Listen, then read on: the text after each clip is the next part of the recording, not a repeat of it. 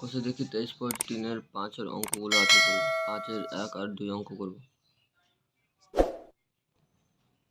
5-এর 1 এবং 5-এর 2। 5-এর 1 আছে x = 2 sin θ, y = 3 cos θ। 5-এর 1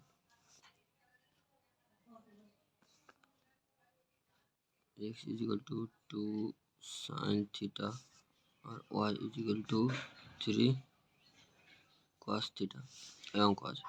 এই অঙ্ক প্রথমে কি করবো, sin θ বের করবো। sin θ = x/2 এটা হলো।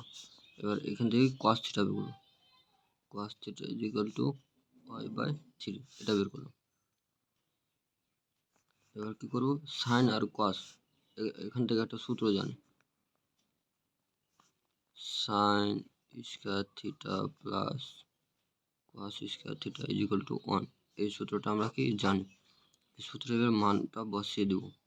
তো এখানে sin এর মান কি আছে, x/2 তার স্কয়ার আছে, প্লাস cos এর y/3 তার স্কয়ার = 1। এখান থেকে ভেঙে দেবো।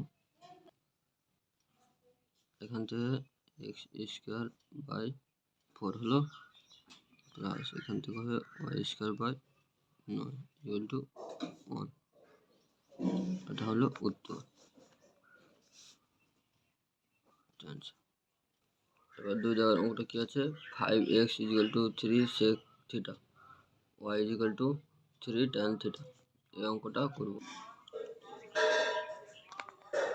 5-এর 2 এ কি আছে, 5x = 3 sec θ আর y = আছে 3 tan θ। এখান থেকে কি সেকের মান বের করব। এখান থেকে sec θ সমান কত বেরোবে, উপরে হয়ে যাবে sec θ = হবে 5x/3 এটা হলো। এবার এখান থেকে tan θ = হবে y/3। এখান থেকে আমরা একটা সূত্র জানি, sec square θ minus tan square θ = 1। এই সূত্রগুলো কি তোমাদের মুখস্থ রাখতে হবে। sec θ এর মান জানি 5x/3 তার হোল স্কয়ার মাইনাস tan θ এর মান জানি y/3 তার হোল স্কয়ার = 1।